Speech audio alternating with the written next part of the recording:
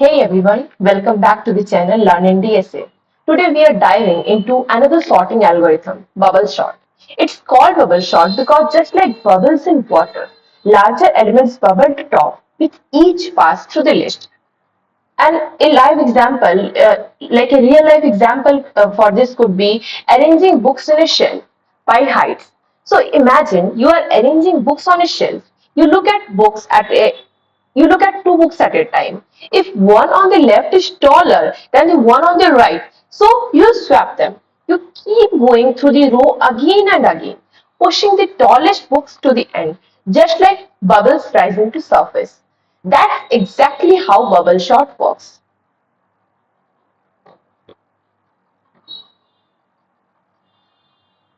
Another real life example for this could be sorting people by height for a group photo. So for a group photo, we bring the less height people to the front and the taller ones to the back. So this, in this way, bubble shot works by swapping two adjacent elements according to their size or according to their height. So we can take, like in the question provided here, an array is provided 14, 52, 25, 56 and 22. So basically what we will be doing in this array, that in bubble sort there are some passes. So in each pass some iterations happen, and in each iteration we check the two adjacent elements and swap them if the need is. So basically in this first iteration, we check 14 and 52. So basically 14 and 52 are already sorted in ascending order. So we need not to perform any other swaps, and it will be like this. Then in the second iteration, so we need not to perform any swap, and it will be like this, like 14, 52, 25, 56, 22. So in the next iteration, we check for 52 and 25. Since 25 is lesser than 52, so a swap is needed to be performed. So basically 14, 25, 52, 56 and 22. Then in the next iteration, this 52 and 56 already swapped, so need not to be performed. 14, 25, 52, 56, 22. It is as it is. Now 56 and 22, if you compare them, 22 is lesser than 56. So a swap is needed to be performed. So it will be like 14, 25, 52, 22 and 56. Now goes on to the next pass. Pass 2. So basically what happens in pass 2, again this array is our input, and now again we will be performing the swaps similar to that. So it 14 and 25 already sorted, no swap need to be performed. 14, 25, 52, 22, 56. Then in the next iteration, 25 and 52 already sorted, no other thing need to be performed. 14, 25, 52, 22, 56. Then in the next iteration, 52 and 22. So basically 22 is lesser than 52. So a swap is needed to be performed. So it will be like 14, 25, 22, 52, 56. Then again this 52 and 56 already sorted. So a swap is need not to be performed. So we can copy this same one. So now move on to pass 3. So in pass 3, 14, 25 already sorted, no swap need to be performed. So we'll be writing is it as it is. So it is same. Again 25, 22, a swap is needed to be performed because 22 is lesser than 25. So it's like 14, 22, 25, 52, 56. Now check 25 and 52 already sorted. No swap is needed to perform. So we'll copy the same array. And again 52, 56 already sorted. No swap needed to perform. So the same one. So our output will be, final output for the bubble sort of this array will be 14, 22, 25, 52 and 56. So basically, if we check about the time complexity of this algorithm, then in the best case, sorry, in the worst case, what can be? We will be traversing each element twice, like a for loop is running and another for loop is running inside that. So this is running for big O and square times. Like these, those two for loops are running twice. Like under one for loop, the another one is running. So first for loop will be taking big O of n and another one big O of n. So it is big O of n square in the best and the sorry in the worst and the average case. For the best case, if already the array is already sorted, then what we will be doing? The check will be performed only once, and in under that no such iteration will be performed. So it will be a big O of n time complexity for the best case in bubble sort algorithm. Okay, so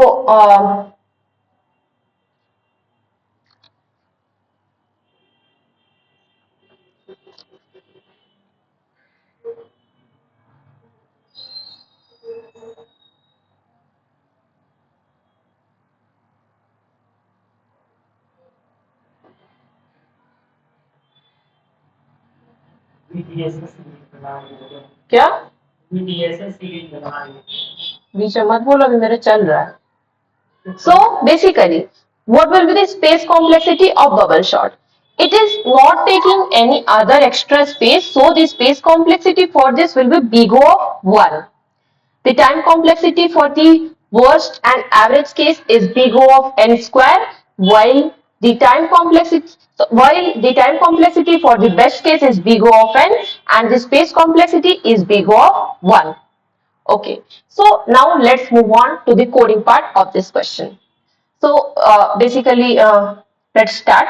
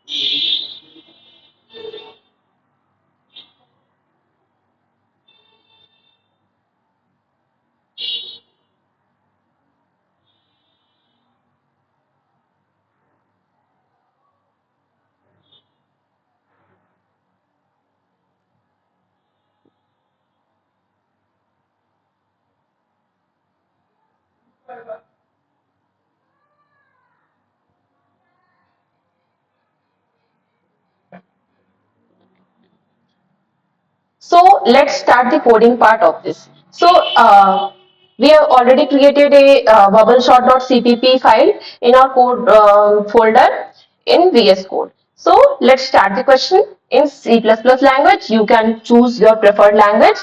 So basically, first we will be writing the header file. Hash include iostream. You can also take hash include bit/std++.h for C++ file using namespace std. So basically, first we will be writing a like void bubble sort function, which will be giving us the bubble sort sorted array using bubble sort. So for that, we need an integer array to be passed and an int n, which is the n is the size of the array arr. So basically, what we will be doing in this, we are first taking a for loop with int I equals 0 to n to iterate through each element of the array, like 0 to n minus 1, n minus 1 is the size of the array. So for int I equals 0, I is less than n minus 1, I plus plus, and we need to set a swapped boolean variable. Initially we will be setting it as false, and if any swap is performed, then we will be setting it to true to detect a swap is performed or not, so that if the swap is not performed, then we can break our like we can break our sorting and reduce the time complexity.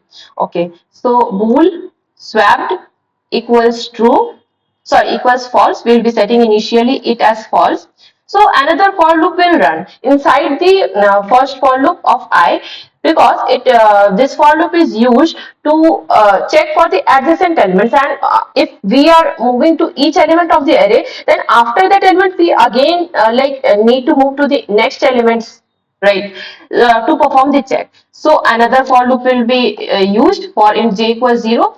J size will be less than n minus 1 minus I, because all we are performing the swap of the adjacent elements after the I only. So the size will be n minus I minus 1, and it's j plus plus. So what we need to check? We need to check if array j is greater than array j plus 1, and then we will be swapping those out. Okay.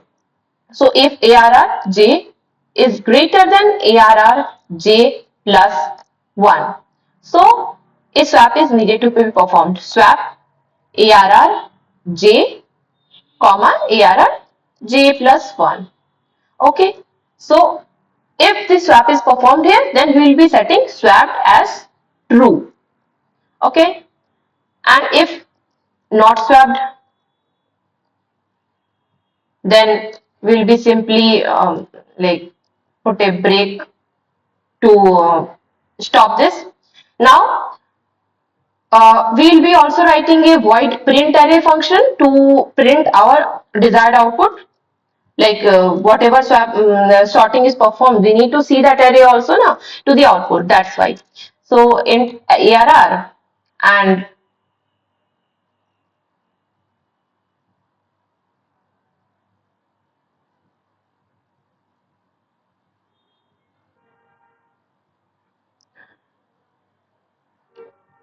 so print array int arr comma, we'll be passing the size of the array also.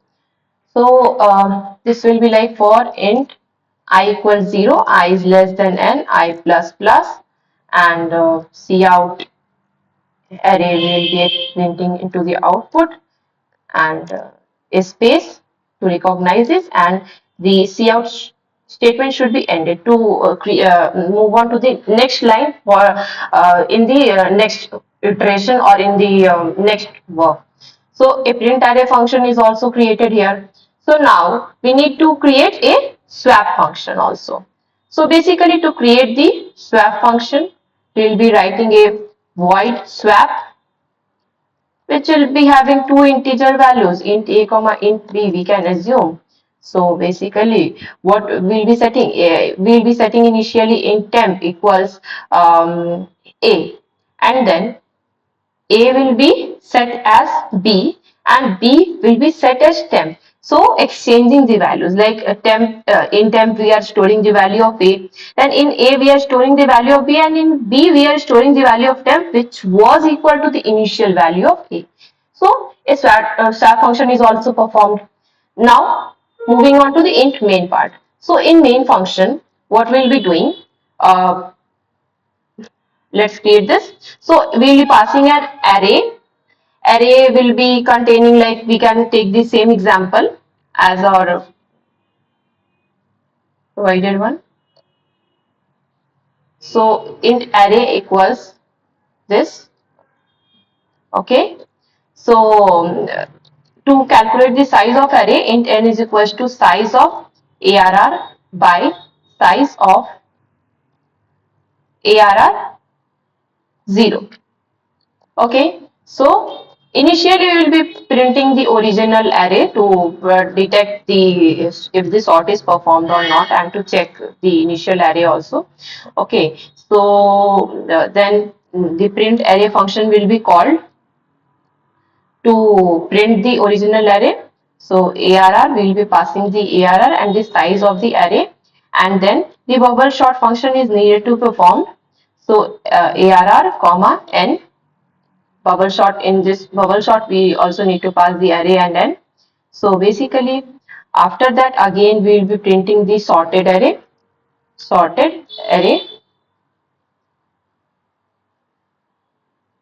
Okay, after this we should write an endl also na, to create this in a new line.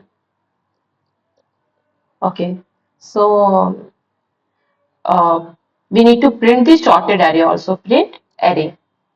In this array again we need to pass the ARR and n, and then normal return 0. So let's run this.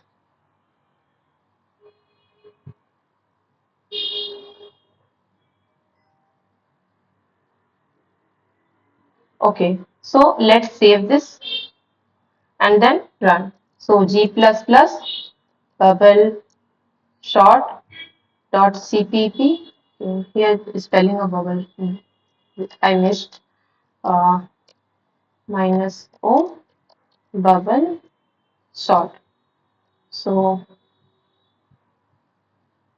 okay, here we did something wrong. In this one ARR, it will be ARR, then again we need to run this.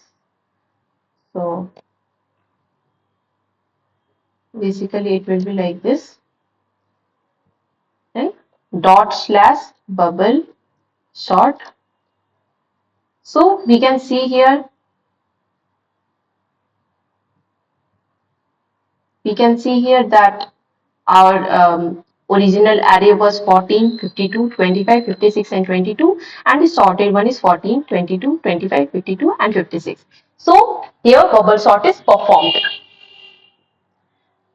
So guys, thank you for watching, and if you like this video, do follow my channel and subscribe, and please provide me feedback on if I need to do some improvements. Thank you so much.